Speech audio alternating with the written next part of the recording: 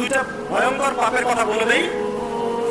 এই দুইটা পাপে যারা আসক্ত হয়ে আছে, তারা তওবা করে ফিরে আসলে পরেও সারা জীবন তাদেরকে এটা সাফার করতে হবে। কথা বুঝতে পারছেন না? তওবা করে ফিরে এসেছেন মনে করে, তারপরেও আপনাকে সারা জীবন এই পাপের ফলটা ভোগ করতে হবে। এক, মাদক দ্রব্য। দীর্ঘদিন সেবন করেছেন, তওবা করেছেন, ফিরে এসেছেন, আল্লাহ হয়তো মাফ করে দিয়েছেন, আল্লাহ পাক মাফ করে দিয়েছেন, বাট আপনি আপনার দেহের যে ক্ষতিটা করে ফেলেছেন এটা পোষাতে পারবেন।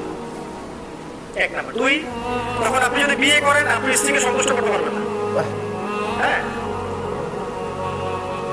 দুই নাম্বার হচ্ছে এই যে গোপনে যুবকরা যে পাপটা করে, মাস্টারবেশন, যেটাকে আমরা বলি হস্তমৈথুন, এই পাপ যেসব যুবকরা করছে বা করে, এবং অ্যাভেলেবেল এই পাপটা সবাই করে, কারণ এখন পর্নের যুগ, পর্ন দেখলে তার কোনো উপায় নাই, তখন তো এই পথেই যেতে হচ্ছে, নিজের উপরে নিজেকে জুলুম করতে হচ্ছে।